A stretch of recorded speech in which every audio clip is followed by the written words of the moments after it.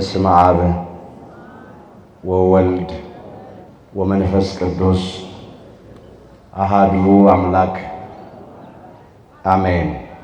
ክቡራን አበው ሊቃውንተ ቤተ ክርስቲያን በየማዕረጋችሁ አባቶቼ ካህናት፣ በአገልግሎት የምትመስሉኝ ወንድሞቼ መምህራነ ወንጌል፣ ወንድሞች ዲያቆናት፣ የእግዚአብሔር ልጆች፣ የድንግል ማርያም ወዳጆች እንደምን አደራችሁ?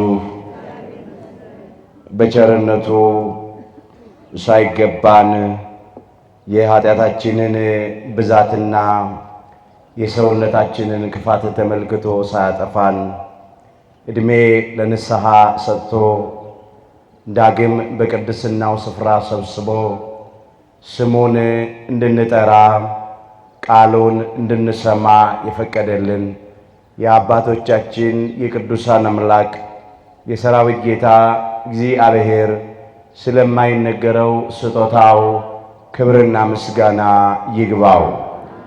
የእናታችን የእመቤታችን የቅድስተ ቅዱሳን የድንግል ማርያም የወላዲተ አምላክ ረድኤትና በረከት ለዘላለሙ በሁላችን ላይ አድሮ ይኖር። በቅድሚያ እግዚአብሔር አምላካችን ሁላችንን በቸርነቱ ጠብቆ እንኳን ለአምላካችን ለጌታችን ለመድኃኒታችን ለኢየሱስ ክርስቶስ ዳግም ምጽአት መታሰቢያ ወይም ለበዓለ ደብረ ዘይት ሁላችንንም በሰላምና በጤና አደረሰን አደረሳችሁ። የምስጢር ባለቤት እግዚአብሔር አምላካችን ለሁላችንም ምስጢሩን ገልጦ ያስተምረን። ወምንት ተአምሪሁ ለምጽአተከ ወለህልቀተ ዓለም፣ የመምጣትህና የዓለም መጨረሻ ምልክቱስ ምንድን ነው? የማቴዎስ ወንጌል ምዕራፍ 24 ቁጥር 3። ለዛሬ አምላካችን እግዚአብሔር እንደረዳን መጠን በሚኖረን ጊዜ የምንማርበት የትምህርታችን ርዕስ ይሆናል። ዛሬ በዚህ ርዕስ ለመማር የመረጥንበት ምክንያታችን በቤተ ክርስቲያናችን ሥርዓት መሠረት የዚህ የዐቢይ ጾም 5ኛው ሰንበት ደብረ ዘይት ተብሎ ይጠራል። ደብረ ዘይት የሚለው የቃሉ ትርጉም በቆሙ ደብር ማለት ተራራ ነው። ዘይት ደግሞ ዘይት ነው። በዚያ ተራራ ላይ የወይራ ዛፍ በብዛት ስላለበት ዘይት ደግሞ ከወይራ ዛፍ ተጨምቆ ስለሚገኝ ከዚህ የተነሳ ተራራው ይህን ስያሜ አግኝቷል። በተለይም አምላካችን ጌታችን መድኃኒታችን ኢየሱስ ክርስቶስ በዚያ በደብረ ዘይት ለጠየቁት ለደቀ መዛሙርቱ ስለ ዳግም ምጽአቱና ስለ ዓለም መጨረሻ ምልክት በስፋት ስላስተማረ ስለተናገረ ይህንን አንስቶ አባታችን ኢትዮጵያዊው ቅዱስ ያሬድ በጾመ ድጓው ዘምሯል። የዚህ የዐቢይ ጾም 5ኛው ሰንበት የመዝሙሩ ርዕስ ራሱ ይህንን ነው የሚያመለክተው። ዘይነብር እግዚእነ ውስተ ደብረ ዘይት ይላል። ጌታችን በደብረ ዘይት ተቀምጦ ሳለ ነው የሚለው። ይኸውም ከማቴዎስ ወንጌል ምዕራፍ 24 ቁጥር 3 እና ከቅዱስ ማርቆስ ምዕራፍ 13 ከቁጥር 2 ጀምሮ የተወሰደ ቃል ነው። ወንጌላውያኑ ከመዘገቡት አንስቶ ቅዱስ ያሬድ መዝሙሩን ዘምሯል። አምላካችን ጌታችን መድኃኒታችን ኢየሱስ ክርስቶስ በክበበ ትስብእት በሰው መጠን በግርማ መለኮት በመለኮታዊ ግርማ ዳግም ለፍርድ እንደሚመጣ ሰማይና ምድርን እንደሚያሳልፍ ጻድቃኑን እንደሚያወድስ ኃጥአንን እንደሚወቅስ የወዳጆቹን የቅዱሳኑን እንባቸውን ከዓይኖቻቸው ላይ እንደሚያብስ መንግሥቱን እንደሚያወርሳቸው እያነሳ በስፋት ዘምሯል። እኛም በየዓመቱ በዐቢይ ጾም 5ኛው ሰንበት ከሚነበበው የቅዱስ ወንጌል ክፍል ይህን ኃይለ ቃል ርዕስ አድርገን ለመማር መርጠናል። ወምንት ተአምሪሁ ለምጽአትከ ወለህልቀተ ዓለም፣ የመምጣትና የዓለም መጨረሻ ምልክቱስ ምንድን ነው? ርዕሳችን ነው። የማቴዎስ ወንጌል ምዕራፍ 24 ቁጥር 3 ላይ በዚህ ርዕስ ውስጥ በመጀመሪያ ይህንን ጥያቄ እነማን እንደጠየቁት እንመለከታለን። ሁለተኛ ይህን ጥያቄ ለምን እንደጠየቁት እንመለከታለን። ሶስተኛ የአምላካችን የጌታችን የመድኃኒታችን የኢየሱስ ክርስቶስ መልሱ ምን እንደነበረ የነገራቸውን ምልክቶች እየዘረዘርን እንመለከታለን። በመጨረሻ ዛሬ እኛ ልናደርግ የሚገባው ምን እንደሆነ ተመልክተን እንጠቀልለዋለን። አምላካችን እግዚአብሔር በነገር ሁሉ ማስተዋልን ይስጠን። የመምጣትና በሉ የዓለም መጨረሻ ምልክቱስ ምንድን ነው? በመጀመሪያ ይህንን ጥያቄ ያቀረቡት ከደቀ መዛሙርቱ መካከል 4ቱ ናቸው። የማርቆስ ወንጌል ምዕራፍ 13 ቁጥር 3 ጀምሮ መመልከት ይቻላል። በደብረ ዘይትም ተቀምጦ ሳለ ይላል ጴጥሮስና ያዕቆብ ዮሐንስም እንድርያስም ንገረን፣ ይህ መቼ ይሆናል? ይህ ሁሉ ይፈጸም ዘንድ እንዳለው ምልክቱስ ምንድን ነው አሉት ይላል። ሁለተኛ ለምንድን ነው የጠየቁት? ጥያቄውን ለምን አቀረቡ? ምክንያቱ እንዲህ ነው። አምላካችን ጌታችን መድኃኒታችን ኢየሱስ ክርስቶስ ከመቅደስ ወጥቶ ወደ ደብረ ዘይት ሄደ ይላል። በደብረ ዘይትም ተቀምጦ ሳለ ጠዋት ፀሐይ ወጥቶ በሕንፃ ቤተ መቅደሱ ላይ ሲያንጸባርቅ አይተው ደቀ መዛሙርቱ ተደነቁ። የመቅደሱን ማማር እያሳዩት እንዲህ አሉ፣ መምህር ሆይ አሉት፣ ይህንን መቅደስ ታየዋለህ? እንዴት እንደደመቀ እንዳማረ እንዳሸበረቀ እንደሚያንጸባርቅ አሉት። እሱም እንደነሱ እንዲያደንቅላቸው ነበር የጠበቁት። አምላካችን ኢየሱስ ክርስቶስ ግን እንዲህ አላቸው፣ እውነት እውነት እላችኋለሁ ይህንን ሁሉ ታያላችሁን አለ። ድንጋይ በድንጋይ ላይ ሳይፈርስ በዚህ አይቀርም አለ። ለጊዜው በቆሙ በዘሩባቤል ዘመን የታነጸው ቤተ መቅደስ በ70 ዓመተ ምህረት ገደማ በሮማዊው ጄኔራል በጥጦስ ወይም በቲቶ ይፈርስ ዘንድ ስለነበረው ስለ መቅደሱ ተናገረ። ስለ መቅደሱ ብቻ ግን የተናገረው አይደለም፣ ስለ ሰው ልጆችም ሕይወት የተናገረው ነው። የእስራኤላውያንም አካል እንደሚፈርስ ደማቸው እንደሚፈስ የተናገረው ቃል ነው። ለምን? እስራኤላውያን ቤተ አይሁድ ክፎቹ ተማምለው ደሙ በእኛና በልጅ ልጆቻችን ላይ ይሁን ብለው አምላካችን ኢየሱስ ክርስቶስን በግፍ ሰቅለው ገርለውታልና የነሱ አካል ይፈርስ ዘንድ ደማቸውም ይፈስ ዘንድ እንደነበረ የተናገረውም ቃል ነው። በሉቃስ ወንጌል ምዕራፍ 19 ቁጥር 43 ጀምሮ አምላካችን ኢየሱስ ክርስቶስ እንዲህ ብሎ ተናግሮ ነበር። ወራት ይመጣብሻልና ጠላቶችሽም ቅጥር ይቀጥሩብሻል፣ ይከቡሻልም፣ በየበኩሉም ያስጨንቁሻል። አንቺንም በአንቺም ውስጥ የሚኖሩትን ልጆችሽን ወደ ታች ይጥላሉ፣ በአንቺ ውስጥም ድንጋይ በድንጋይ ላይ አይተውም የመጎብኘትሽን ዘመን አላወቅሽምና ነበር ያላቸው።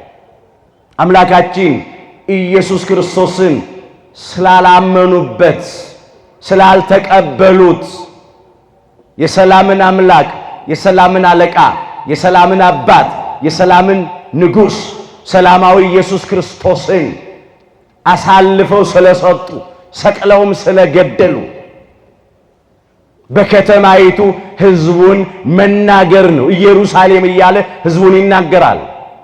የእስራኤላውያንም ደም ፈሷል። ያኔ ብቻ አይደለም፣ እስካሁንም ድረስ እየፈሰሰ ነው። ይህንን ማለት ነው። ይሄ በጊዜው ፍጻሜ አግኝቷል። ወደፊት ደግሞ ስለሚሆነው ነገር ተናገረ። ስለ መጨረሻው ቀን፣ ስለ ዕለተ ምጽአት ዛሬም በዓለማችን ውስጥ የምናያቸው ምጽአትን የሚያስረሱ ዓለም የምታልፍ የማያስመስሉ ረዣዥም ሰማይ ጠቀስ ሕንፃዎች እንዲህ እንዳማረባቸው አይቀሩም፣ ይፈርሳሉ። ሁለተኛ ጴጥሮስ ምዕራፍ 3 ቁጥር 10 ላይ በዚያ ቀን ሰማያት በታላቅ ድምፅ ያልፋሉ፣ የሰማይን ፍጥረት በትልቅ ትኩሳት ይቀልጣል፣ ምድርም በእርሷም ላይ የተደረገ ሁሉ ይቃጠላል ነው የሚለው። በምድር ላይ ያሉ ሕንፃዎች በሙሉ ይፈርሳሉ። አሁን ውድ ዋጋ የወጣባቸው ሕንፃዎች መፍረሳቸው አይቀርም። አዎ ሰማይና ምድር ያልፋል፣ ቃሌ ግን አያልፍም ነው ያለው። ሁልጊዜ የምንሰማው ቃል የምናውቀው ቃል ነው። ሁልጊዜ ይሄ ነው። እሱ ብቻ አይደለም፣ የተሰሩት ሕንፃዎች ብቻ ሳይሆኑ ሰሪዎቻቸው የሰው ልጆችም ይፈርሳሉ። የሰው ልጆች አካልም ይፈርሳል። እኛም እንፈርሳለን፣ በሥጋ እንሞታለን፣ እንበሰብሳለን። የእኛም አካል ሕንፃ እግዚአብሔር ስለሆነ አንደኛ ቆሮንቶስ ምዕራፍ 3 ቁጥር 9 ላይ የእግዚአብሔር ሕንፃ ናችሁ ይላል። እግዚአብሔር በእጆቹ ያበጃጀን በመዳፎቹ የቀረጸን ግሩምና ድንቅ አድርጎ የሰራን እኛ የእግዚአብሔር ሕንፃዎች ነን። እኛም ግን በሥጋ እንሞታለን፣ እንፈርሳለን። የእንግድነታችን ዘመን ሲያከትም ሲያበቃ ይሄ ለማንም አይቀርም። መጽሐፍም የሚለው ይህን ነው፣ ሁላችንም እንሞታለን ይላል። በምድር ላይም እንደፈሰሰና እንደማይመለስ ውሃ ነን ይላል።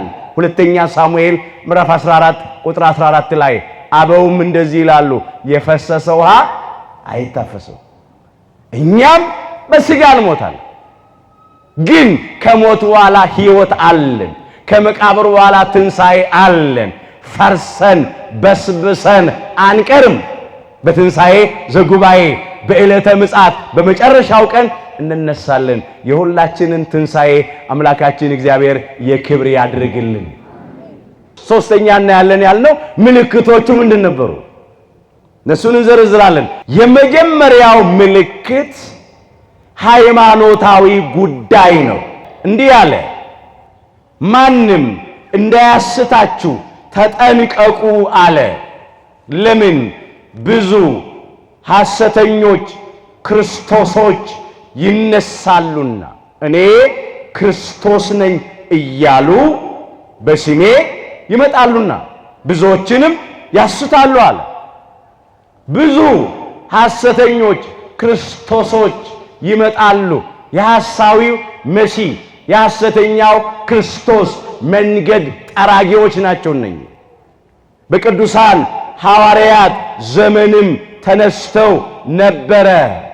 እነ ቴዎዳስ ዘግብፅ፣ እነ ይሁዳ ዘገሊላ እኔ ክርስቶስ ነኝ እያሉ ተነሱ። ብዙዎችንም አስከተሉ፣ እነሱም ጠፉ። የተከተሏቸውም እንደ ምናምን ሆነው ተበትነው ጠፍተው ቀሩ ይላል። የሐዋርያት ሥራ ምዕራፍ 5 ቁጥር 36 ጀምሮ የተመዘገበውን ማየት ትችላላችሁ። ይሄንን ማለት ነው። ከዚያም በኋላ በየዘመናቱ እኔ ክርስቶስ ነኝ የሚሉ ሰዎች ተነስተው ነበር። እስካሁን ድረስ እንኳን ከ133 የሚበልጡ እኔ ክርስቶስ ነኝ ብለው የተነሱ ሰዎች አሉ በዓለማችን ውስጥ። በጎረቤት ኬንያ፣ በአሜሪካ ብዙዎች ተነስተዋል። በሀገራችን በኢትዮጵያ እንኳን በአጼ ሰርጸ ድንግል ዘመነ መንግስት በአማራ ሳይንት አካባቢ እኔ ክርስቶስ ነኝ ብሎ አንድ ሰው ተነስቶ ነበር። የቤተክርስቲያን ታሪክ እንደሚነግረን ማለት ነው። 120 ሰዎች መረጠና እነዚህ 120 ቤተሰቦች ናቸው አለ። ከዚያ በኋላ ግን እሱም ጠፋ፣ ተከታዮቹም ጠፉ። በሱ ምክንያት በዘመኑ ወደ 700 ሰዎች የሚደርሱ ሰዎች ሞተዋል። ዛሬም ይሄው ቀጥሏል። እኔ ክርስቶስ ነኝ ብለው በስሜ ይመጣሉ አለ። በስሙ ብቻ አይደለም በነቢያትም ስም ይመጣሉ። የማቴዎስ ወንጌል ምዕራፍ 24 ቁጥር 11 ላይ የተመዘገበውን ተመልከቱ። ብዙ ሐሰተኞች ነቢያትም ይነሳሉ ብዙዎችንም ያስታሉ ይላል። ተመሳሳይ ስለሆነ ነው። እኔ ክርስቶስ ነኝ ብለው ብቻ አይደለም የሚመጡት። እኔ ነብይ ገሌ ነኝ ብለው ይመጣሉ። አይተናል እኮ ነብዩ ኤልያስ ነኝ ብለው ኢትዮጵያ ውስጥ ይመጣሉ። ደቂቀ ኤልያስ ተብሎ ተከትሎታል። ምን ብቻ ድንግል ማርያም ነኝ ወላዲተ አምላክ ነኝ ብላ የመጣች ሴት አለች አይደል? ብዙዎቹ እኮ ተከትለዋታል። እንዳይደንቃችሁ አንዱ ምልክት ነው። ዛሬም ነብይ ነኝ የሚሉ በየመንደሩ ሞልቷል እኮ ህዝቡን ሳር የሚያስግጡ። በጣም ያሳዝናል እኮ እንደ ከብት ሳር ይግጣል ሰው። ነብይ ገሌ ያዘዘው ትእዛዝ ነው የተባለ። ሰይጣንን በካራቴ እናወጣለን የሚሉ በቦክስ እናወጣለን የሚሉ ረቂቁን መንፈስ ትውልዱ አይምሮ አጥቶ ማለት ነው። ያሳዝናል። እግዚአብሔር ልብ ሰጥቶ ይመልስልን። በጣም ብዙ ሰው ጠፍቷል። በቃ ሞልቷል። በቃ ራእይ አየው፣ ጌታ ተገለጠልኝ፣ ህልም አለምኩ፣ እንደዚህ በጣም በሚያሳዝን ሁኔታ በቃ የነኝን የሐሰተኞች ነቢያት የሐሰት የትንቢት ቃል እየሰሙ ህይወታቸውን በዚህ ለመምራት የሚፈልጉ ሰዎች አሉ። አረ በጣም ያሳዝናል። ሀገርም በሐሰተኞች ነቢያት ትንቢት ለመምራት የሚቃጣቸው ሰዎች አሉ። ማስተዋል ያስፈልጋል። የማቴዎስ ወንጌል ምዕራፍ 24 ወረድ እንበል ደግሞ ቁጥር 23 ላይ በዚያን ጊዜ ማንም እነሆ ክርስቶስ በዚህ አለ ወይም በዚያ አለ ቢላችሁ አትመኑ አለ። ሐሰተኞች ክርስቶሶችና ሐሰተኞች ነቢያት ይነሳሉና አለ።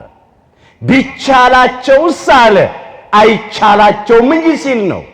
የተመረጡትን እንኳን እስኪያስቱ ድረስ ታላላቅ ምልክትና ድንቅ ያሳያሉ አለ። የሐሰት ድንቃ ድንቆች የሐሰት ምልክቶች ያሳያሉ። በሰይጣናዊ አሰራር ማለት ነው። አሁን ምልክት ያሳያሉ፣ ድንቅ ይሰራሉ፣ ይፈውሳሉ ምናምን እያለ ነው ትውልዱ ሄደው። በቃ የተመረጡትን ለማሳት ይሞክራሉ፣ ግን አይቻላቸው። የተጠሩትንማ ብዙዎችን አስተዋል እኮ አያድርስ እኮ ነው። ምእመናትን ብቻ መሰላችሁ እንዴ? አንዳንድ እኮ አገልጋዮችም እዚያው ውስጥ ገብተዋል እኮ ጠፍተዋል። የዛሬ ነው ያርገውና ዲያቆን ነበርኩ ይላሉ፣ ቄስ ነበርኩ፣ መነኩሴ ነበርኩ፣ እዚህ ገዳም ነበርኩ፣ መሪጌታ ነበርኩ፣ እንዲህ ነበርኩ የሚሉ ዘመናን በቃል ውስጥ ይገቡ ሰዎች አሉ። ተጽፏላ ነው አስቀድሜ ነገርኳችሁ አለ ክርስቶስ። ተነግሮናል። ሐሰተኞቹ እንዳይመጡ ማድረግ አይቻልም። እግዚአብሔር ላይ ያደርግ አይናገርም፣ ከተናገረ ያደርጋል። ቃሉ በምድር ላይ አይወድቅም። ሐሰት ለባህሪው አይስማማም። በቃሉ የታመነ አምላክ ነው። ከኛ የሚጠበቀው ማንም እንዳያስተን መጠንቀቅ ነው። ይሄን ነው የሚለው። አስቀድሜ ነገርኳችሁ። ነው በበረሃ አለ ቢላችሁ አትውጡ፣ ነው በእልፍኝ ነው ቢላችሁ አትመኑ። በበረሃ ህብስት አበርክቶ ይመግባል ቢሏችሁ፣ በእልፍኝ በምኩራብ የእጁን ታምራት ያሳያል፣ የቃሉን ትምህርት ያስተምራል ብላችሁ አትመኑ፣ አትከተሏቸው። እናንተ በሃይማኖታችሁ ጸንታችሁ ቁሙ ነው ያለው። እግዚአብሔር ሁላችንንም በሃይማኖታችን ያጽናን። ዛሬ በክርስቶስ ስም የመጡ መጽሐፍ ቅዱስ የያዙ የእግዚአብሔርን ቃል እንደገዛ ፍላጎታቸው እያጣመሙ ወንጌል እንሰብካለን የሚሉ ሰዎች ለቁጥር ይታክታሉ፣ በየመንደሩ ሞልተዋል። እነኚህ የአውሬው የሐሳዊው መሲህ መንገድ ጠራጊዎች ናቸው። ልዩ ልዩ አይነት በሆነ በሉ በእንግዳ ትምህርት አትወሰዱ።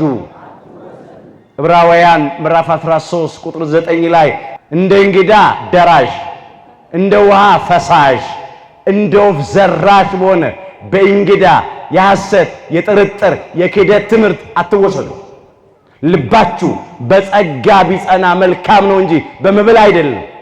ጸጋ ሆኖ በተሰጠን በመንፈስ ቅዱስ ጸጋ፣ በልጅነት ጸጋ፣ በቅዱስ ሥጋው በክቡር ደሙ ጸጋ፣ በእግዚአብሔር ቃል ጸጋ፣ በመስቀሉ ጸጋ፣ በቅድስተ ቅዱሳን በድንግል ማርያም በወላዲት አምላክ ቃል ኪዳን ጸጋ ልባችሁ በጸጋ ቢጸና መልካም ነው እንጂ በመብል አይደለም፣ በዚህ የሚሰሩባት አልተጠቀሙምና ይላል።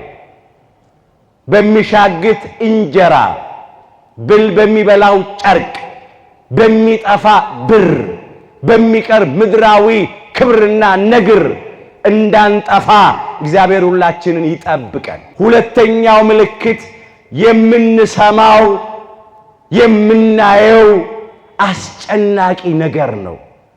ክፉ ነገር ነው። ብዙ ነው። እኔ በዚህ ቃል ጠቅልየዋለሁ እና አነሳዋለሁ። ዋናው አስጨናቂ ነገር የጦርነት ዜና ነው። ጦርንም የጦርንም ወሬ ትሰሙ ዘንድ አላችሁ ይላል። ይህ ሊሆን ግድ ነው። ተጠበቁ፣ አትደንግጡ ይላል። ሕዝብ በሕዝብ ላይ፣ መንግስት በመንግስት ላይ ይነሳል አለ።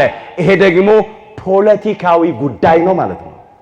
ለጊዜው ሕዝብ በሕዝብ ላይ ማለት የአንድ ሀገር ሕዝብ ሮማዊ በሮማዊ እስራኤላዊ በእስራኤላውያን ላይ ይነሳል ነው።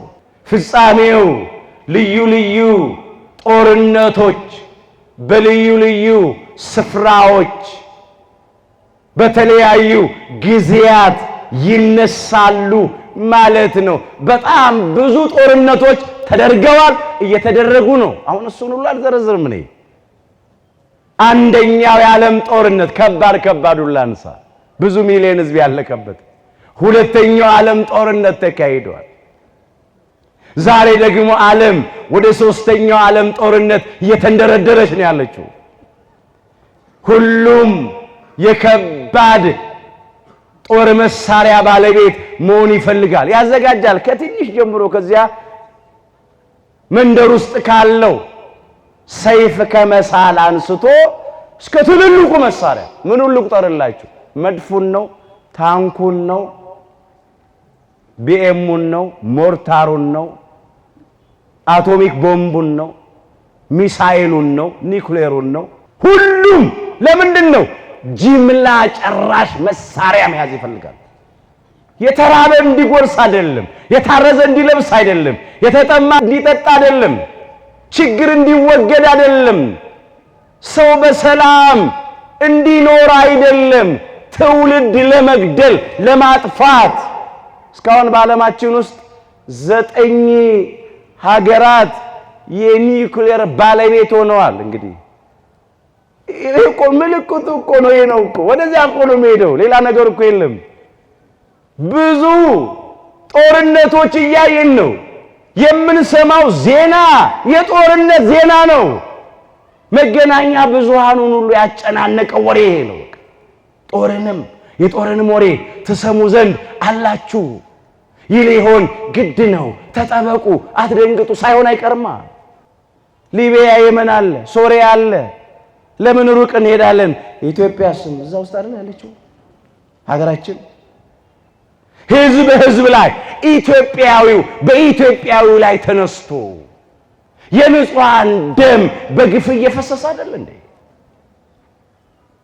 እግዚአብሔር በቃችሁ ይበለን። ይህን የጦርነት የውከት ጊዜ ያሳጥርልን፣ የሰላሙን ዘመን መልሶ ያምጣልን። ይህን ነው የምናየው።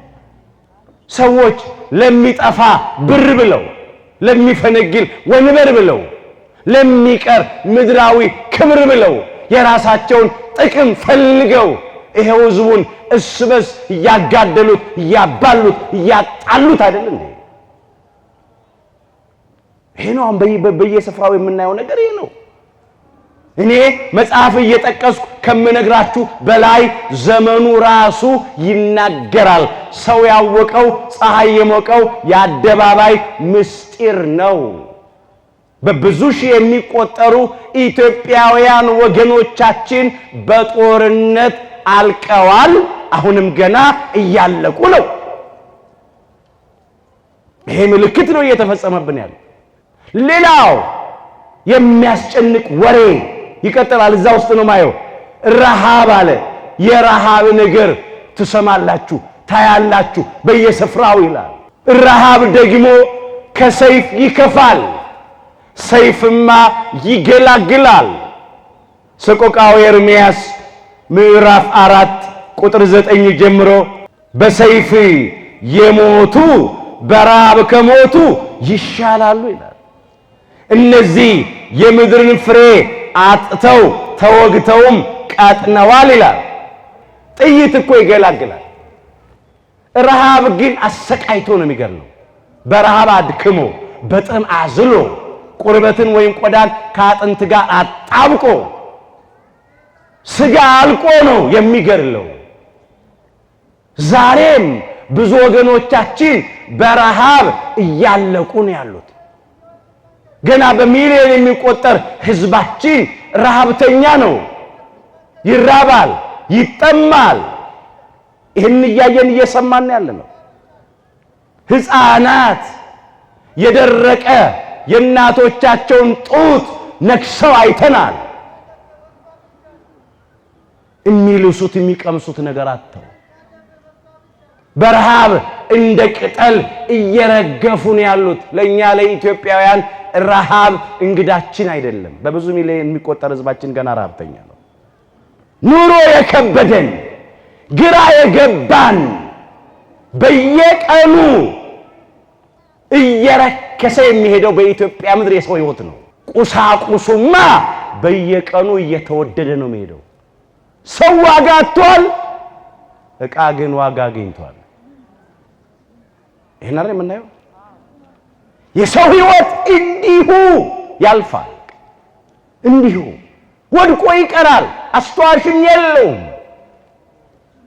ቀባሪ አጥቶ በጦርነት ያለቁ አሉ፣ በረሃብ እያለቁ አሉ። ስጋቸውን የምድር አራዊት የበሏቸው፣ የሰማይ አሞሮች የበሏቸው እጅግ በሚያሳዝን ሁኔታ ረሃብ ከሰይፍ ከጦር ይከፋል። ዛሬም የበረከት አምላካችን እግዚአብሔር ጓዳችንን በበረከቱ ይሙላልን። ጥቂቱን አበርክቶ አብዝቶ አትረፍርፎ የሚመግብ አምላክ ነውና ያለንን ጥቂት ነገር እግዚአብሔር ያብዛልን። አንዳንዶች እኮ ለልጆቻቸው የሚያበሉት የሚያጠጡት ነገር ስላጡ ራሳቸውን ማጥፋት ጀምረዋል። አይኔ ያየ የልጆቼን በረሃብ በጥም መሰቃየት ቆሜ ከመመለከት ብሞት ይሻለኛል ብለው ማለት የታነቁም ይሞታሉ፣ መርዝ እየጠጡ ይሞታሉ። ረሃብ ከባድ ነው ወገኖች። ሌላው አስጨናቂ ወሬ ክፉ ወሬ ምንድነው ስንል ቸነፈር ነው ብሎ የሚቀጥለው። ቸነፈር በሽታ ነው። ብዙ ቸነፈሮች በዓለማችን ላይ ተከስተዋል። በብዙ ሚሊዮን የሚቆጠሩ ሰዎችን ጨርሰዋል። ዛሬም መድኃኒት የሌላቸው ብዙ በሽታዎች አሉ በዓለማችን ውስጥ። አንዱን አሁን ትውልዱን ያስጨነቀውን ብቻ ላንሳ። የዘመኑን ደዌ ተዋሲ ወረርሽኝ ቸነፈር ኮሮና የሚባለው በብዙ ሚሊዮን የሚቆጠሩ ሰዎች በዚህ አልቀዋል። ሌሎቻችንም ቢሆን ደግሞ እየሰጋን ነው፣ እየተጨነቅን ያለ ነው። መልኩን እየቀያየረ ይመጣል፣ ደዌ ይሆናል። ደዌ ደግሞ ከባድ ነው ወገኖቼ። ረሃብስ የሚበላ የሚጠጣ ከተገኘ ይበሉታል፣ ይጠጡታል። በሽታ አንዳንዴ አያስበላም፣ አያስጠጣም፣ ከባድ ነው። ከሰይፉ ረሃቡ ይከብዳል፣ ከጦርነቱ ከረሃቡ ደግሞ በሽታው ይከብዳል። ሁሉ ግን እየተፈራረቀ ነው። ዓለም አልቻለም፣ በገንዘቡ መዳን አልቻለም፣ በስልጣኑ መዳን አልቻለም፣ በእውቀቱ መዳን አልቻለም፣ ባለው ነገር መዳን አልቻለም። የሚያድን እግዚአብሔር ነው። እስቲ ከኔ ጋር በሉ፣ እኔ በሉ ፈዋሽ እግዚአብሔር ነኝ። ኦሪት ዘጸአት ምዕራፍ 15 ቁጥር 26 ላይ እግዚአብሔር ፈዋሻችን ነው፣ እግዚአብሔር አዳኛችን መድኃኒታችን ነው፣ ከሥጋ ደዌም ከነፍስ ደዌም የሚፈውሰን የሚያድነን አምላካችን እግዚአብሔር ነው። ዛሬም በዓለም ዙሪያ ያሉትን ታመው የሚሰቃዩትን የሰው ልጆች በሙሉ አምላካችን እግዚአብሔር በምህረቱ ዳሶ ይፈውስልን።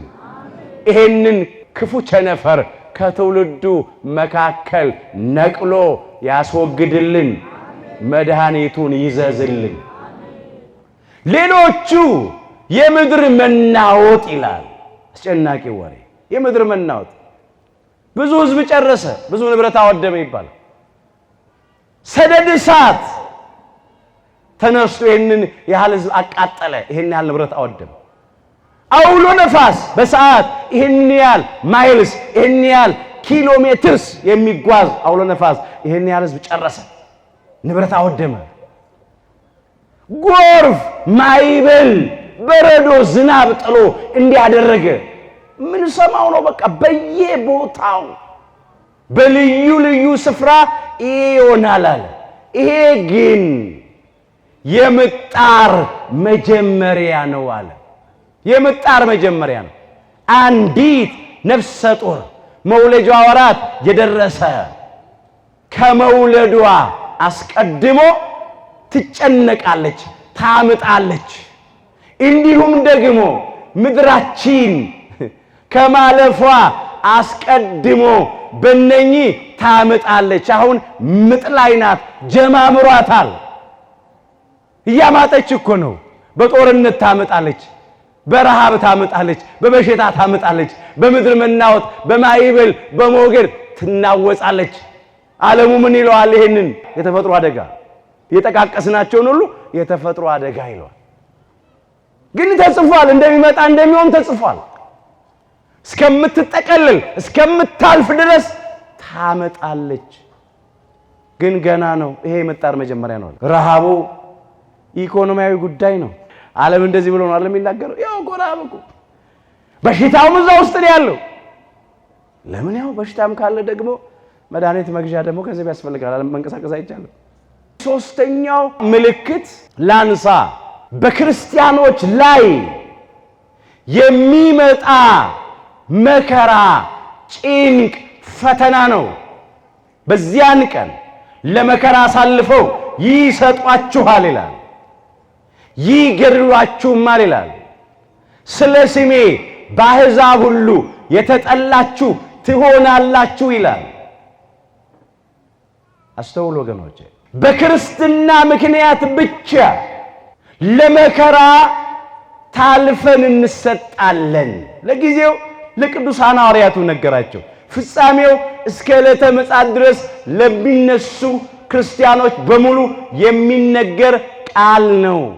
በዓለም ሳላችሁ በሉ መከራ አለባችሁ። የዮሐንስ ወንጌል ምዕራፍ 16 ቁጥር 33 ላይ በዚህ ዓለም ስንኖር መከራ አለብን። የመከራው አይነት ይለያያል፣ መጠኑ ይለያያል። ግን ክርስትናና መከራ አይነጣጠሉ። ክርስትና የመስቀል ጉዞ ነው። መንገዱ ቀጭን ነው፣ ደጁ ጠባብ ነው፣ ጉዞ የተራራ ነው። ያለ ፈተና ዋጋ የለም፣ ያለ መከራም ክብር የለም። በዓለም ሳላችሁ መከራ አለባችኋልና ነገር ግን አይዟችሁ ደግሞ አለ እኔ ዓለምን አሸንፌዋለሁ አለ።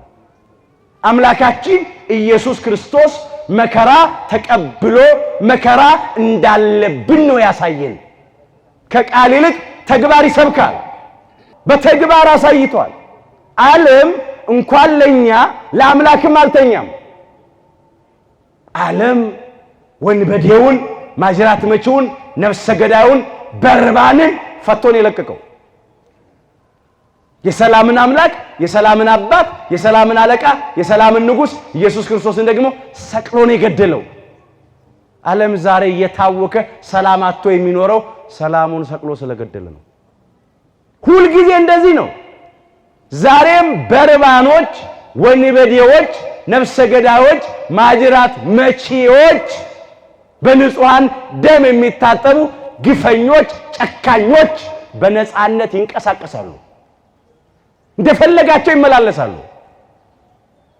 ንጹሃን ክርስቲያኖች የእግዚአብሔር ልጆች ግን በግፍ ይታሰራሉ፣ ይሰደዳሉ፣ ይፈናቀላሉ፣ ይገደላሉ በአሰቃቂ ሁኔታ። በምን ምክንያት? በክርስትናቸው ምክንያት። የክርስትና ምልክት ማተባቸው እየታየ መስቀላቸው እየታየ በዚያን ቀን ለመከራ አሳልፎ ይሰጧቸዋል፣ ይገድሏችሁም አላለና ስለ ስሜ ነው ያለው። ስለ ምኔ? በአሕዛብ ሁሉ የተጠላችሁ ትሆናላችሁ።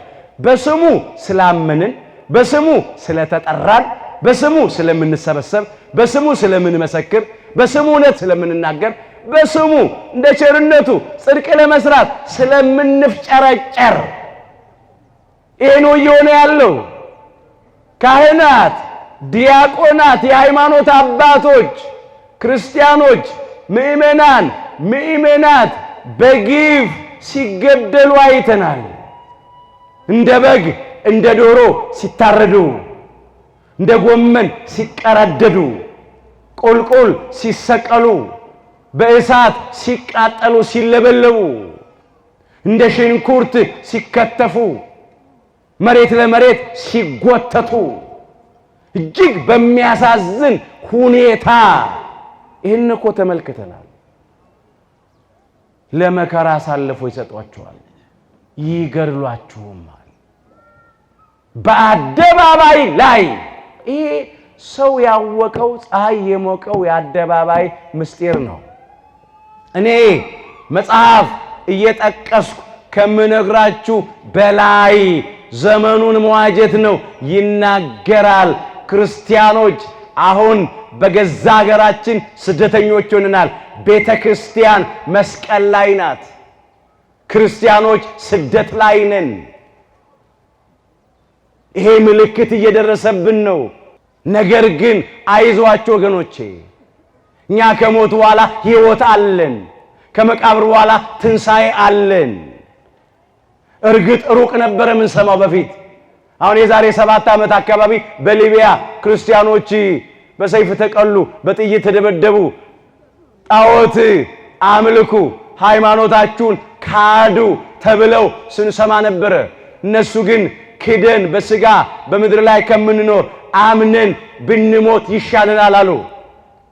ማተባችንን ከምንበጥስ አንገታችን በሰይፍ ይቀላ፣ ሰውነታችን በጥይት ተደብድቦ ይሙት አሉ። በደማቸው ለመንግሥተ ሰማያቷ ሰርግ ቤት ተሞሸሩ። የ21ኛው ክፍለ ዘመን ሰማዕታት ናቸው። በረከታቸው ይደርብን፣ ክብር ይግባቸው። እነሱ ብቻ ግን አይደሉም። ብዙ ኢትዮጵያውያን የኢትዮጵያ ኦርቶዶክሳዊት ተዋሕዶ ልጆች በተለያዩ ከተማዎች በግፍ በሃይማኖታቸው ምክንያት ሲገደሉ አይተናል። የቱን ላንሳ? የአርሲ የዶዶላውን፣ የባሌ ሮቤውን፣ የአሳሳውን፣ የአዳባውን፣ የጅጅጋውን፣ የወለጋውን፣ የቤኒሻንጉል ጉሙዙን የቱን ላንሳላችሁ? ካህናት፣ በዕድሜ የገፉ መነኮሳት፣ መነኮሳያት፣ ለሀገር የሚጸልዩ የሃይማኖት አባቶች በግፍ እኮ ሲገደሉ አይተን በአሰቃቂ ሁኔታ። በምን ምክንያት? በሃይማኖታቸው ምክንያት ብቻ ወንጌል እንደ ወንጀል ተቆጥሮ ማለት ነው። ክርስትና ወንጌል እኮ ፍቅር ነው። ወንጌል እኮ ሰላም ነው። ክርስቲያኖች እኮ ሰላማውያን ናቸው። ክርስቲያኖች እኮ ለወገኖቻቸው ስጋት እኮ አይደሉም።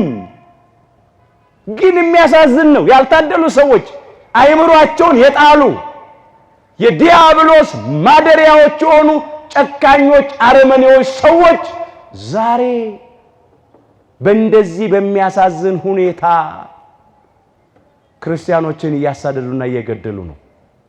በጣም ይከብዳል።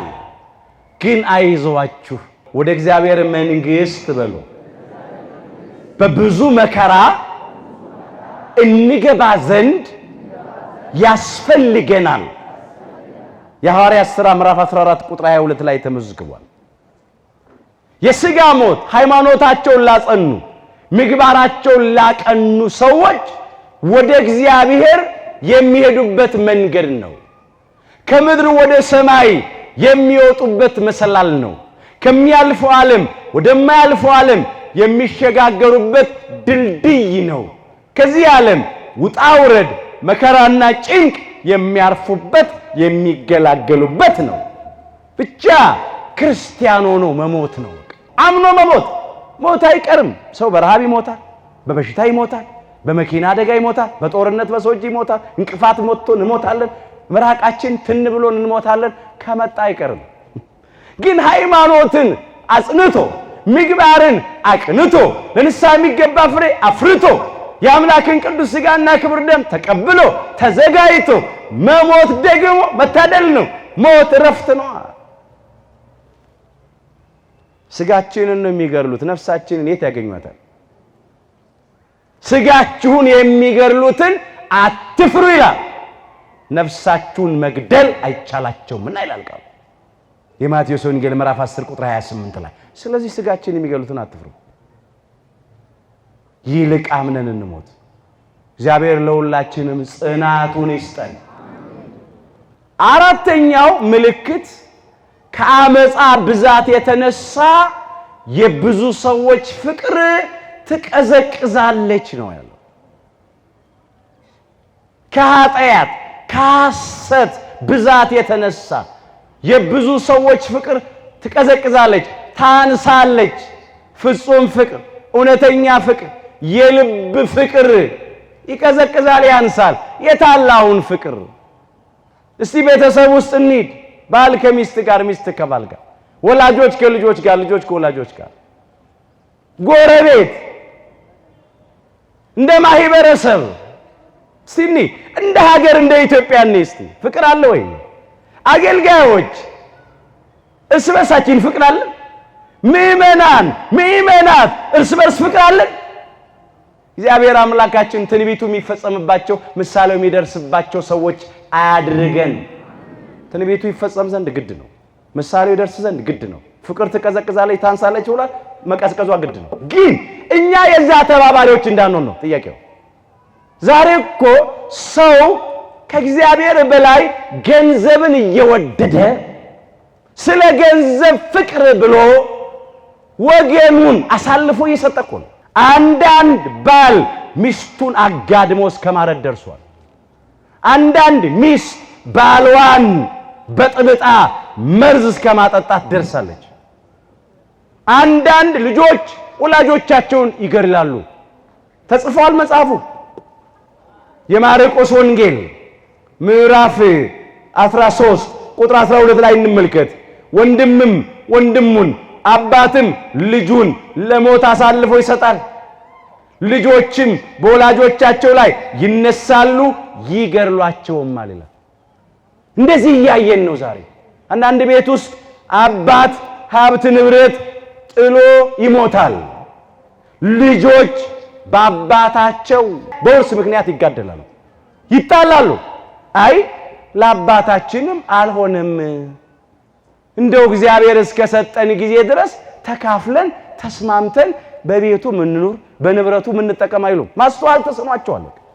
ይሄኛው ለኔ ይገባል፣ በፍጹም ለኔ ነው የሚገባው። ከዚያ ጦር ነው የሚማዘዙት። ከአንድ አብራክ የተከፈሉ ልጆች ከአንድ ማህፀን የወጡ ልጆች፣ የአንድ አባት የአንድ እናት ልጆች ከወንድም ከወገን ፍቅር ይልቅ የገንዘብ ፍቅር በልጦ ማለት ነው። ገንዘብ የሚወድ ሰው ደግሞ ማይፈጽመው ግፍ የለም፣ ማይሰራው ክፉ ስራ የለም። ገንዘብን መውደድ በሉ የክፋት ሁሉ ስር ነውና አንዳንዶችም ይህንን ሲመኙ ከሃይማኖት ተሳስተው በብዙ ስቃይ ራሳቸውን ወጉ። አንደኛ ጢሞቴዎስ ምዕራፍ 6 ቁጥር 10 ላይ ተመዝግቧል። ገንዘብን መውደድ የክፋት ሁሉ ስር ነው። የትንፍጩ ዱቄቱን አምጪው ነው። በቃ አሁን ለመክበር ነው እኮ። ዛሬ እኮ ፍቅር ስለቀዘቀዘች ነው ኢትዮጵያ እንደዚህ የምትታወቀው። አንዳንዶቻችን በገንዘብ ፍቅር ተሸነፍን። እግዚአብሔርን መውደድ በሕይወታችን የለም። ስለዚህ የግፈኞች የክፉዎች ተባባሪ ሆንን። ይሄ ነው ዋናው ነገር። ይሄ ነው አሁን ገንዘብን መውደዱ ነው። እግዚአብሔርን መውደድ ስለሌለ ራስን ብቻ መውደድ። ራስ መውደድ ተፈጥሯዊ ነው። ግን አምላካችን ምን አለ? ባልንጀራን እንደራስህ ውደድ አለ። ከቶ ራሱን የሚጠላ ሰው ስለሌለ ነው። ጤነኛ አእምሮ ያለ ሰው ሁሉ ራሱን ይወዳል። ነገር ግን አንዳንዶቻችን ራሳችንን ብቻ ነው የምንወደው። ተረት እየተረትን ምሳሌ እየመሰለን ከራስ በላይ ነፋስ እያለ በራሳችን ብቻ በቃ የራሳችን ጥቅም የሚከበርበት ነገር ከሆነ በንጹሃን ደም ተረግጠን ምን ፈልገው እናደርጋለን። የወገናችን መራብ፣ መጠማት፣ መታረዝ፣ መሰደድ፣ መቸገር ምንም አይመስለን፣ መሞት ምንም አይመስለን። ይሄ ነው አሁን አስጨናቂው ነገር ነው። በመጨረሻው ቀን በሉ የሚያስጨንቅ ዘመን እንዲመጣ ይህንን ወቅ። ምን የሚል ዘመን? የሚያስጨንቅ ዘመን። የመጨረሻው ዘመን ዋዜማ ላይ ነው ያለነው። በመጨረሻው መጀመሪያ ላይ ነው ያለነው። ሁለተኛ ጢሞቴዎስ ምዕራፍ 3 ቁጥር 1 ጀምሮ አስጨናቂ ዘመን እንዲመጣ ይነው ሰዎች አለ ራሳቸውን የሚወዱ ይሆናሉ። ማንን የሚወዱ? ራሳቸውን ብቻ የሚወዱ ይሆናሉ። ይቀጥልና ገንዘብን የሚወዱ ይሆናሉ። ይሄ ነው እኮ። ከዚህ የተነሳ ከአመፃ ብዛት የተነሳ የብዙ ሰዎች ፍቅር ትቀዘቅዛለች ያለው ለዚህ ነው። ገንዘብ በመውደድ ፍርድ ማጓደሉ፣ ድሃ መበደሉ፣ ጉቦ መቀበሉ፣ ሰነድ መሰረዙ፣ መደለዙ፣ በሚዛን ማጭበርበሩ ከፍቅር ነው የመጣው።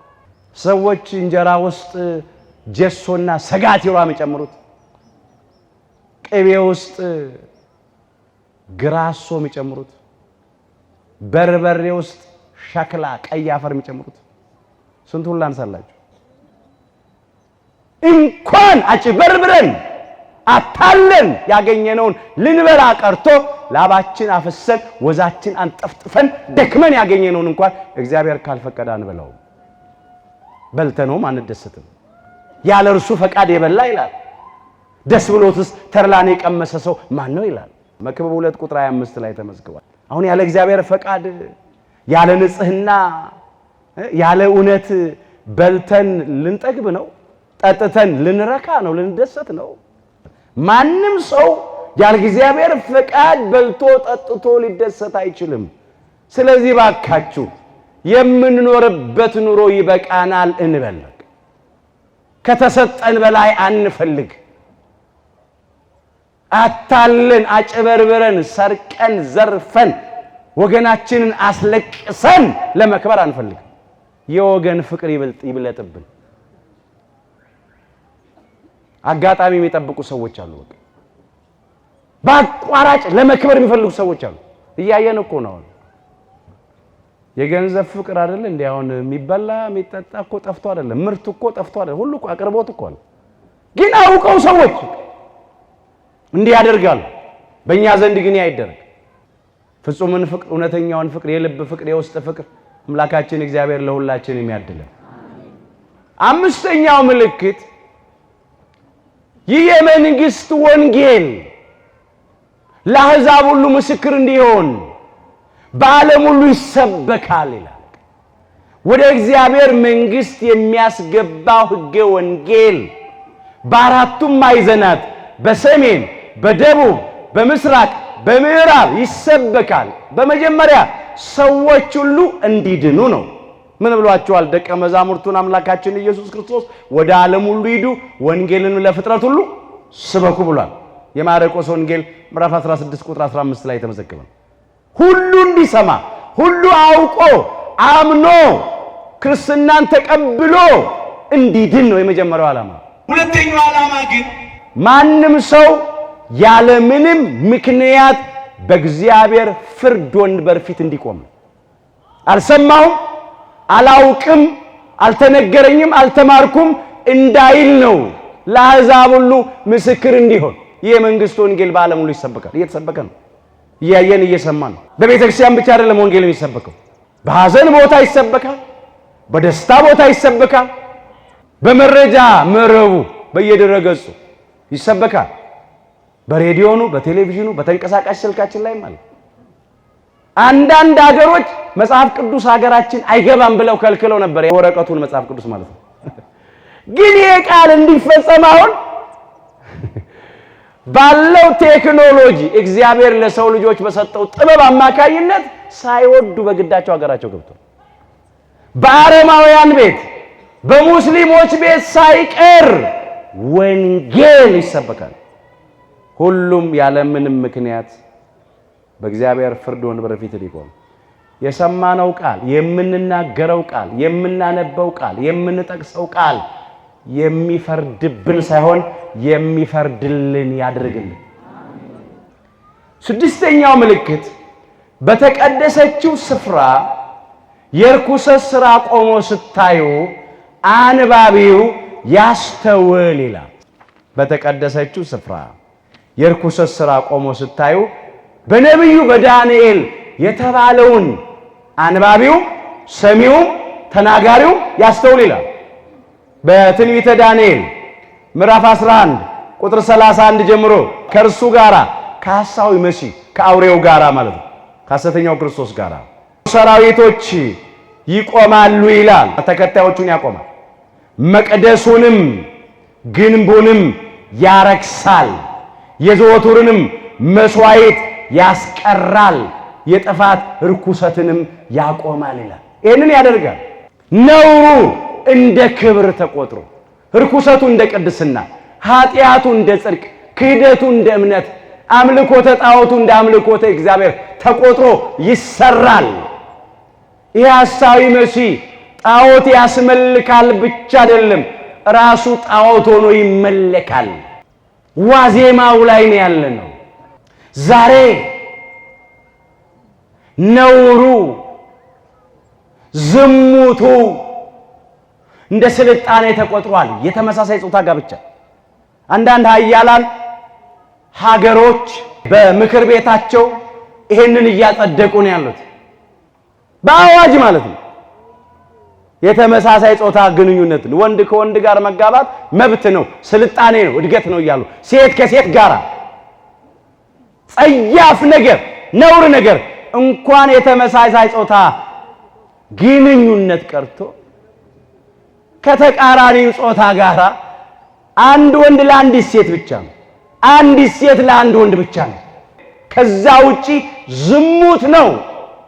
እግዚአብሔር ለአዳም ሔዋንን የፈጠረው፣ ለሔዋን አዳምን ነው የሰጣት እንጂ ለአዳም ሌላ ተመሳሳይ አዳም አልፈጠረለትም። ለሔዋን ሌላ ተመሳሳይ ሔዋን አልፈጠረላትም። በፍጹም የለም። እንስሳት አያረጉትም፣ አራዊት አያረጉትም፣ አዋፋት አያረጉትም። ደማዊት ነፍስ ያለቻቸው ለአንክሮ ለተዘክሮ የተፈጠሩ ሞተው ፈርሰው በስብሰው የሚቀሩ እነሱ እንኳን ይህንን አያደርጉትም። ግን ሕያዊት ነፍስ፣ አዋቂት ነፍስ ያለችን የሰው ልጆች አንዳንዶች ግን እዚያ ውስጥ ገብተዋል። እጅግ ያሳዝናል። ኢትዮጵያውያንም እኮ እዚህ ውስጥ ይገባሉ። እግዚአብሔር ከዚህ ነውር፣ ከዚህ ጸያፍ፣ ከዚህ የርኩሰት ሥራ ትውልዱን ያውጣልን። በዚህ መንገድ እኮ ዘር አይተካም እኮ፣ ፍሬ የለም እኮ፣ ልጅ እኮ አይወለድም እኮ። እንዴ ሰው የእግዚአብሔርን ቃል ባያውቅ እንኳን በሕገ ልቡና እንዴት እዚህ ውስጥ ይገባል? ተምረናል፣ ተመራምረናል፣ መጥቀናል፣ ተራቀናል፣ ብዙ እናውቃለን የሚሉ ሰዎች እኮ ነው እዚህ ውስጥ የገቡት እኮ።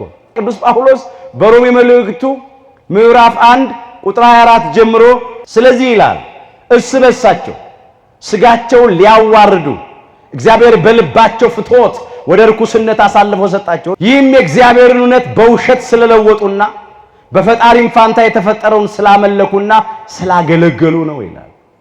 ስለዚህ እግዚአብሔር ለሚያስነውር ምኞት አሳልፎ ሰጣቸው። ሴቶቻቸውም ለባህሪያቸው የሚገባውን ሥራ ለባህሪያቸው በማይገባው ለወጡ። እንዲሁም ወንዶች በወንዶች ላይ ነውር አድርገው በስህተታቸው የሚገባቸውን ብድራት በራሳቸው ተቀበሉ ይላል። ወንድ ከወንድ ጋር እየደረሱ ሴት ከሴት ጋር እየደረሱ። መጽሐፍ ግን ምን ይላል? ከሴት ጋር እንደምትተኛ ከወንድ ጋር አትተኛ፣ ይህ ጸያፍ ነውና ይላል። ኦሪት ዘሌዋውያን ምዕራፍ 18 ቁጥር 22 ላይ የተመዘገበ ይልቃል። ትውልዱ ግን እዚያ ውስጥ ገባ። ወደፊት አሁን በሐሳዊ መሲህ በአውሬው ዘመን በስፋት በአዋጅ ከሚፈጸሙ ኃጢአቶች መካከል አንዱ ነው። በቃ አሁን ዋዜማው ላይ ነው። አንዳንዶቹ ጀምረውታል፣ እዛው ውስጥ ገብተዋል። ርኩሰት የሚያሳዝናችሁ በወንጌል እናምናለን፣ ክርስቲያኖች ነን፣ የሃይማኖት ተቋም ነን የሚሉ አንዳንዶች ይሄንን ያበረታታሉ፣ እዚያ ውስጥ ገብተውበታል። በተቀደሰችው ስፍራ የርኩሰት ሥራ ቆሞ ስታዩ አንባቢው ያስተውል ማለት ይሄ ነው። ዝሙቱ፣ አምልኮተ ጣዖቱ እኔ እግዚአብሔር ነኝ ብሎ በቤተ መቅደስ ይቀመጣል። ጣዖት ብቻ አይደለም የሚያስመልከው፣ እሱ ራሱ ጣዖት ሆኖ ይመለካል። 3 ዓመት ከ6 ወር ወይም 42 ወራት ወይም 1260 ቀን በምድር ላይ ይነግሳል፣ ይሰለጥናል። እንዳትደነቁ። ለጊዜው በኢየሩሳሌም ኋላ በዓለም ዙሪያ በሙሉ ይሰለጥናል።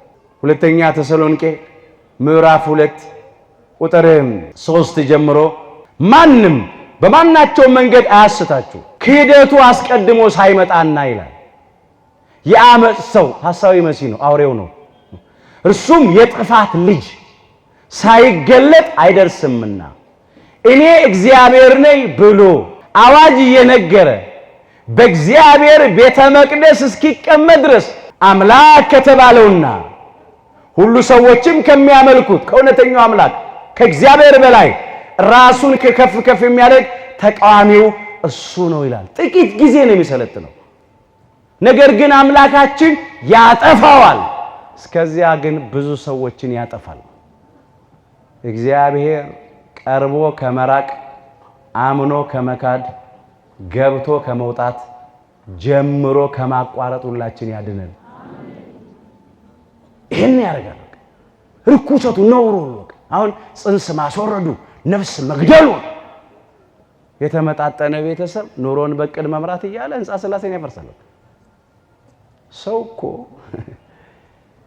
የሰራው ቤት ለሆነ ለመሰረተ ልማት እዚህ አካባቢ ይፈልጋል ተብሎ ወይ መንገድ በዚህ ጋር ያልፋል ተብሎ ሲፈርስበት እኮ ያሳዝናል።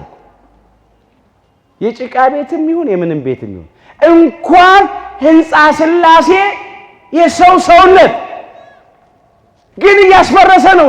ደም ያፈሳል፣ ያስገድላል። ነፍሰ ገዳይ ነው። የዘንዶ መልእክተኛ ነው። በዘንዶ መንፈስ በዲያብሎስ መንፈስ ነው ሐሳዊ መሲህ የሚጓዘው የሚመራው። ርኩሰት አለ፣ ብዙ ነውር አለ ትውልዱ መካከል። ዛሬ ሽፋኑ ስልጣኔ ነው፣ እድገት ነው፣ ዘመናዊነት ነው። ኢሉሚናቲ ምናምን የሚባል ማህበር አቋቁሟል። በተለይ ትውልዱ በቃ እዚህ ውስጥ እየገባ ነው። ልጆቻችሁን እንዴት እንደምታሳድጉ ተጠንቀቁ። ትምህርት ቤት የቀለሙን ትምህርት እንዲማሩ፣ ፊደል እንዲቆጥሩ፣ የሂሳብ ቁጥር እንዲያውቁ ስትልኳቸው የሃይማኖት ነገር የምግባር ነገር ደግሞ አስተምሯቸው፣ ኮትኩቷቸው። ያለበለዚያ አስቸጋሪ ነው። አንዳንድ ቦታውን አንዳንድ ዓለም ላይ ይሄ በትምህርት ቤትም ይሰጥ ተብሏል። የተመሳሳይ ጾታ ጋብቻ ከፈለጉ ምን ችግር? ጾታ የሚባል ወንድ ሴት የሚባል ማለት አያስፈልግም ብሏል። ሰው ሲያድግ የፈለገውን ነገር ይወስን። መብቱ ነው፣ ነፃነቱ ነው ብለው ያስተምሯቸዋል። የኛ ደግሞ የትምህርት ስርዓታችን ብዙ የተቀዳው ከውጭ ነው። እየተቀበሉ ብቻ ማስተናገር ነው። እባካችሁ አደራችሁ ጥንቃቄ ያስፈልጋል። እንደው ዝም ብሎ መጓዝ አይደለም። ድርሻችን እንወጣ። እነኚህ ናቸው እንግዲህ ከብዙ በጥቂቱ በዚያን ጊዜ እንደዚህ ይሁን ነው የሚል። በይሁዳ ያሉ ወደ ተራራዎች ይሽሹ፣ በሰገነትም ላይ ያለ በቤቱ ያለውን ሊወስድ አይውረድ። ወደ ተራራ መሸሽ ማለት ነው። ወደ ተራራ እንሽሽ፣ ማምለጫ፣ መሸሸጊያ፣ መጠጊያ ተራራ። ወደ ተራራ ወደ ቅዱስ ወንጌል ይሸሽ። ቅዱስ ወንጌልን ይመን ነው። ተራራ ከሁሉ ከፍ እንደሚበልጥ የእግዚአብሔር ቃል በምድር ካሉ ሕጎች ቃሎች ሁሉ ይበልጣል። በእግዚአብሔር ቃል ስር ሰዶ ያደገ በተደላደለውና በጸናው መሰረት ላይ የቆመ ይድናላ፣ ያመልጣላ። የእግዚአብሔር ሕዝብ ግን ይድናል ስለምን? ወደ ተራራ መሸሽ፣ ወደ ወንጌል መሸሽ፣ ከእግዚአብሔር ቃል አለመለየት። ወደ ተራራ መሸሽ፣ ወደ ተራራዋ ወደ ቤተ ክርስቲያን መሸሽ። ቤተ ክርስቲያን በምድር ካሉ ቤቶች ሁሉ ትበልጣለች። የእግዚአብሔርን ቤት የሚያህል ቤት የለም በምድር ላይ። ቤተ ክርስቲያንን ጥግ፣ አምባ፣ መሸሸጊያ ማድረግ ነው። እግዚአብሔር ሁላችንን ከቤቱ አያውጣን። ወደ ተራራዋ ወደ ቅድስተ ቅዱሳን ወደ ንጽሕተ ንጹሐን ወደ ብጽዕተ ብፁዓን ወደ ድንግል ማርያም ወደ ወላዲተ አምላክ ይጠጋ ነው። ተራራ ሁሉ ከፍ እንደሚል ቅድስተ ቅዱሳን ድንግል ማርያም ከፍጥረት ሁሉ ትበልጣለች። ከፍጡራን እሷንም ያክል የለም። ድንግል ማርያም ወላዲተ አምላክን አምባ፣ መጠጊያ፣ መሸሸጊያ ያድርግ። የእናት ልመና ፊት አያስመልስ ነው፣ አንገት አያስቀልስ ነው። ሲሆን በውድ ሳይሆን በግድ ነው። እሷን ይዘን የምናጣው ነገር የለም። አሁን ስለ እናቱ ስለ ቅድስተ ቅዱሳን ስለ ድንግል ማርያም ስለ ወላዲተ አምላክ ብሎ ሁላችንንም ከጥፋት ያድነን። በሰገነት ያለ ልብሱን ለመውሰድ ወደ ኋላ አይመለስ። በሃይማኖት ያለ ወደ ክህደት አይመለስ። በምግባር በጽድቅ ሥራ ያለ ወደ ኃጢአት ሥራ አይመለስ። በቅድስና ያለ ወደ ርኩሰት አይመለስ ማለት ነው። ረድኤተ እግዚአብሔርን መጠጊያ ያድርግ ነው። ሌላው ለርጉዞችና ለሚያጠቡ ወዮላቸው ይላል። መቼስ ጸንሳ ያለች ሴት ሮጣ ለማምለጥ አትችልም። ወልዳ የምታጠባ ሕፃን የታቀፈች እናት ሮጣ ሸሽታ ማምለጥ አትችልም። ከባድ ነው። ለርጉዞችና ለሚያጠቡ ወዮላቸው ማለት እንደዚህ ነው። ኃጢአትን በምኞት ጸንሰው ላሉ ደግሞ በነቢብ በቃል በንግግር ክፉ እየተናገሩ ወልደው ላሉ በገቢር በሥራ ክፉ እየሰሩ በርኩሰት በነውር እየተመላለሱ ለሚያሳድጉ ኃጢአትን ሙጥኝ ያሉ ወዮላቸው ይላል። የኃጢአት ደሞዙ ሞት ስለሆነ ሮሜ 6 ቁጥር 23 ነው። እግዚአብሔር አምላካችን ሁላችንንም ከዘላለም ሞት ያድነን። በልባችን ምን ጸንሰን ይሆን? በሐሳብ በአንደበታችን ምን እየወለድን ይሆን? ምንድን ነው የምንናገረው? በእጆቻችን ምንድን ነው የምንሰራው? እግሮቻችን ወዴት ነው የሚሄዱት? አሁን ጽንስ ሲነሳ ልጅ ሲነሳ ለሴቶች ብቻ ሰጥተው የሚተው ሰዎች አሉ። አይኔ ሴት አይደለሁም ጽንስ አይመለከተኝም። ልቡና ማህፀን አለብን። በሱ ነው የጸነስ ነው። ተሰጥቶናል ከእግዚአብሔር ልቡና። ምንድነው የጸነስ ነው? በጎ ነው ክፉ ነው? ሐሳባችን ምንድነው? ጽድቅ ነው ኃጢአት ነው? መጠየቅ ነው ራስ። ሽሽታችሁ በክረምት ወይም በሰንበት እንዳይሆን ጸልዩ ይላል። ሰንበት የረፍት ቀን ነው። እናርፋለን ባላችሁበት ቀን ስደት እንዳይመጣባችሁ፣ መከራ እንዳይደርስባችሁ። ክረምትም ላይ ውሃታችሁ ነው፣ ዝናብ ነው፣ ጭቃ ነው፣ በቃ ይከብዳል። ለጊዜው በቁሙ እንዲህ ነው። ምስጢሩ ግን እንደዚህ ነው። ሽሽታችሁ በክረምት እንዳይሆን ጸልዩ። ክረምት የልምላሜ የቅጠል ጊዜ ነው። ፍሬ የለበትም። በቅጠል ብቻ በእምነት ብቻ ሳላችሁ በፍሬ በጽድቅ ሳትሆኑ በጎ ምግባር ሳትሰሩ የንስሐ ፍሬ ሳታፈሩ ጽድቅ ሳትሰሩ ያ ቀን እንዳይደርስባችሁ ጸልዩ ነው። ጸልዩ። እግዚአብሔር አምላካችን ቅጠል ብቻ ሆነን ፍሬ ጠፍቶብን ከመረገም ያድነን። ፍሬ ያልተገኘባት ያቺ ቅጠል እኮ ተረግማለች። እምነት ብቻውን አይደለም፣ በፍሬ መገለጥ አለበት፣ በምግባር መታየት አለበት። ይሄም ማለት ነው። ሌላው በሰንበት እንዳይሆን ጸልዩ ሽሽታችሁ።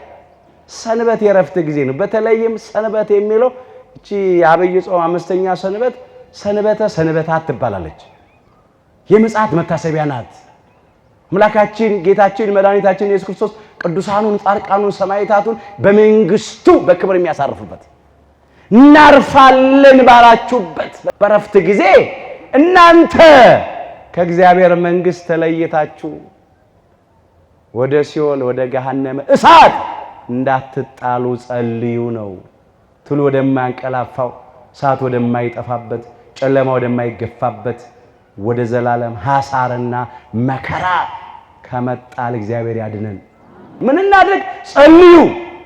አጥብቆ መጸለይ ጊዜው እንዳይደርስብን ሳንዘጋጅ ቀርተን ታላቅ መከራ ይሆናል ነው የሚለው። ያን ጊዜ ዓለም ከተፈጠረ ዘመን ከተቆጠረ ጀምሮ ሆኖ የማያውቅ ያልሆነ ወደፊትም የማይሆን ታላቅ መከራ ይሆናል አለ። አሁን ጀምሯል፣ ይቀጥላል። እነዚያ ክፉ ቀኖች ይላል ባያጥሩ ኖሮ ስጋ የለበሰ ሁሉ ባልዳነም ነበረ ይላል። ስጋ የለበሰ ሁሉ ባልዳነም ሲል ከነፍስ የስጋ መለየት ከስጋ የነፍስ መለየት አይደለም፣ እሱን ማለቱ አይደለም። ባልዳነም ነበር ማለት ነው። ከመከራው ጽናት የተነሳ ሃይማኖቱን እየካደ ከምግባር ከጽድቅ ሥራ እየተለየ ለሐሳዊ መሲህ እየሰገደ እየተንበረከከ በነፍሱ ለዘላለም በሞተ ነበር ነው። ባልዳነም ነበር ማለት ነው። የሥጋ ሞት ለማንም ሰው አይቀርም። እሱ ጊዜውን ጠብቆ ይመጣል። ግን እነዚያ ክፉ ቀኖች፣ አስጨናቂ ቀኖች፣ የመከራ ቀኖች፣ የፈተና ቀኖች ስለተመረጡት ሰዎች ሲሉ ያጥራሉ ይላል። ስለ ምርጦቹ ብሎ እግዚአብሔር ያሳጠራቸዋል። አሁንም ስለተመረጡት ስለ ቅዱሳን ነቢያት፣ ስለ ቅዱሳን ሐዋርያት፣ ስለ ጻድቃን ሰማዕታት፣ በተለይም ስለ ቅድስተ ቅዱሳን ስለ ድንግል ማርያም ስለ ወላዲተ አምላክ ብሎ የመከራውን ቀን ያሳጥርልን። አለበለዚያ ከባድ ነው፣ አንችለውም። አውሬው አሁን ጀምሯል፣ ይቀጥላል። እሱን የማያመልክ ለሱ የማይገዛ እንዳይገዛ እንዳይሸጥ ያደርጋል። ሰው በቃ ልኑር ብሎ ይገዛለታል። ጊዜው ጥቂት ነው፣ 3 ዓመት ከ6 ወር ነው። ግን በጣም ከባድ ነው። የመከራ ጊዜ በጣም ከባድ ስለሆነ መብረቅ ከምስራቅ ወጥቶ እስከ ምዕራብ እንደሚታይ እንዲሁ የአምላካችን የጌታችን የመድኃኒታችን ኢየሱስ ክርስቶስ አመጣጡ በግልጥ ይሆናል። አሁን ፀሐይ ከምስራቅ ትወጣለች፣ ወደ ምዕራብ ትጠልቃለች። እንደዚህ የእሱም አመጣጥ እንደዚህ ይሆናል። ከዚህ ሁሉ በኋላ ብዙ ነገር ትቼ ነው አምላካችን ጌታችን መድኃኒታችን ኢየሱስ ክርስቶስ በክበበ ትስብእት በሰው መጠን በግርማ መለኮት በመለኮታዊ ግርማ ይመጣል። ከደመና ጋር ይመጣል። ደመና የባህሪ ክብሩ ነው። ብርሃነ መለኮቱን በገለጠ ጊዜ ያለ የደብረ ታቦሩ ላይ ደመና የባህሪ ክብሩ ነው። በክብር ባረገ ጊዜ በደብረ ዘይት ላይ የታየው ደመና የባህሪ ክብሩ ነው። ዳግም ደግሞ ለፍርድ የሚመጣው ከደመና ጋር ነው። በኃይል ይመጣል፣ በግርማ መለኮት ይመጣል፣ በብዙ ክብር ይመጣል። ሌላው ከደመና ጋር ይመጣል፣ በስጋ ማርያም ይመጣል። እየታየ ነው ይመጣው። የወጉትም ሁሉ ያዩታል። የምድር ወገኖች ሁሉ ዋይ ዋይ ዋይ ይላሉ። ግን የማይጠቅም ዋይታ ነው። ለካ ፍጡር ያልነው ፈጣሪ ነው። የዮሴፍ ልጅ ያልነው ጋኔን ያደረበት ያልነው ያበደ ባጋንንት አለቃ ታምራት ያደርጋል ያልነው ለካ ፈራጅ አምላክ ነው ብለው ያለቅሳሉ። ማይጠቅም ልቅሶ ነው። በኋላ ማይጠቅም ልቅሶ ከማልቀስ አሁን የሚጠቅም የንስሐ ልቅሶ ማልቀስ። እግዚአብሔር ለሁላችንም የንስሐ እንባ ያድለን። ከአራቱም ማዕዘናት ለእርሱ የሆኑትን እንዲሰበስቡ ቅዱሳን መላእክትን ይልካል። ለሱ የሆኑትን ሃይማኖታቸው ያጸኑትን ምግባራቸውን ያቀኑትን ንስሐ የገቡትን ሥጋው ደግሞ የተቀበሉትን የተዘጋጁትን ቅዱሳን መላእክት ሰብስበው ወደ መንግሥቱ ያስገባሉ። እኛንም ከነሱ ጋር ይቁጠረን። ኑ እናንተ የአባቴ ብሩካን ከሚላቸው በፍቅር ቃል ከሚናገራቸው የሕይወት ቃል ከሚያሰማቸው ከገቡ መውጣት ካገኙ ማጣት በሌለባት በሰው ዓይን ባልታየች በሰው ልብ ባልታሰበች በሰው ጆሮ ባልተሰማች እግዚአብሔር ለወዳጆቹ ዓለም ሳይፈጠር ወዳዘጋጃት ወደ ርስተ መንግሥተ ሰማያት እንድንበቃ በቸርነቱ ይርዳን። እናንተ ርጉማን ለሰይጣንና ለመላእክተኞች ወደ ተዘጋጀ ወደ ዘላለም እሳት ሂዱ ከሚባሉት ከአመፀኞች ከኃጢአተኞች ከበደለኞች ከነሱ ደግሞ በቸርነቱ ይሰውረን። ይሄኔ የተመዘገበ ተዘጋጅታችሁ ኑሩ ነው የሚለው። እንግዲህ ምልክቱ እየታየ ነው። ተዘጋጅታችሁ ኑሩ ይላል። ለምን ተዘጋጅታችሁ ኑሩ አለ? አምላካችን ጌታችን መድኃኒታችን ኢየሱስ ክርስቶስ መቼ ዳግም ለፍርድ እንደሚመጣ አናውቅም። አንደኛው እሱ ነው። ለምን ተዘጋጅታችሁ ኑሩ አለ? ዕለተ ሞታችንን አናውቀው። ሁለት ነው። ምጽአትን ስናስብ ሁለት ነው። የጌታን ምጽአት ብቻ አይደለም ማሰብ፣ ሞትንም ማሰብ ነው። የእያንዳንዳችን ዕለተ ምጽአታችን ዕለተ ሞታችን ነው። ሰው አሁን ጌታ ገና ነው አይመጣም፣ የተነገሩ ትንቢቶች ገና አልተፈጸሙም፣ ምልክቶቹ ገና አልደረሱም፣ አውሬው መች መጣና። እኛ እኮ አውሬው እስኪመጣ ሐሳዊ መሲሁ እስኪመጣ ድረስ እኮ አንቆይም። የኛ ዕለተ ምጽአት ዕለተ ሞታችን። የማቴዎስ ወንጌል ምዕራፍ 24 ከቁጥር 42 ጀምሮ ጌታችሁ አለ በምን ሰዓት እንዲመጣ አታውቁምና እንግዲህ ንቁ። በንስሐ መንቃት በጽድቅ መንቃት ያስፈልጋል። ያን ግን እወቁ፣ ባለቤት ከሌሊቱ በየትኛው ክፍል ሌባ እንዲመጣ ቢያውቅ ኖሮ በነቃ፣ ቤቱም ሊቆፈር ባልተውም ነበር።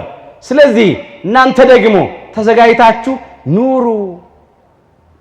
የሰው ልጅ ወልደ እጓለ እመሕያው ወልደ እግዚአብሔር ሕያው ወልደ ማርያም ስግው አምላካችን ኢየሱስ ክርስቶስ በማታስቡበት ሰዓት ይመጣልና ነው የሚለው። አናውቀውም መቼ እንደሚመጣ። አሁን እዚህ ላይ በሌባ የተመሰለ በመጀመሪያ የአምላካችን የጌታችን የመድኃኒታችን የኢየሱስ ክርስቶስ ምሳሌ ነው። ምሳሌነቱም እንደዚህ ነው። ሌባውን የሚመጣበትን ሰዓት ባለቤቶቹ እንደማያውቁ አምላካችን ኢየሱስ ክርስቶስ ዳግም ለፍርድ የሚመጣበትን ሰዓቱን ቀኑን አናውቀውም። እኛ እሱን የሚያውቀው ፈጣሪ አምላክ እሱ ብቻ ነው። ፍጡር አያውቀው። ይሄን ለማለት ነው። በባለቤት የምንመሰል እኛ አናውቀው። ሌላው በሌባ የተመሰለ ሞት ነው። በባለቤት የተመሰል እኛ ነን። ሞተ ሥጋ የነፍስ ከሥጋ መለየት ወደኛ መቼ እንደሚመጣ አናውቅም። አለን ስንል እኮ ነው መልአከ ሞት ይመጣል ባላወቅነው ሰዓት። ግድግዳ አካላችንን ይምሳል፣ ነፍሳችንን ከሥጋችን ለይቶ ይወስዳል። ያኔ ጨርቄን ቅሌን ማቄን ማለት የለም።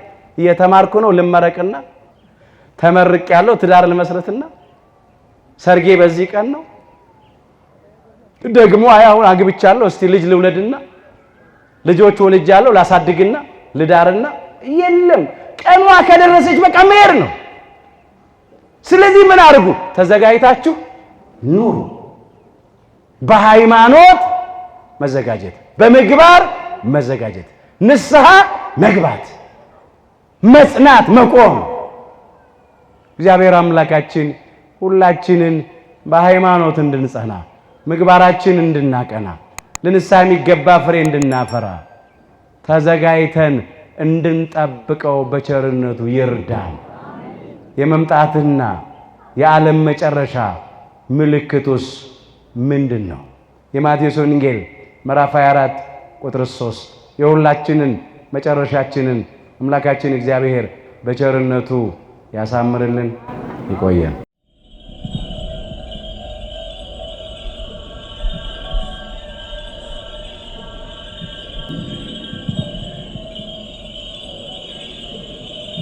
Allah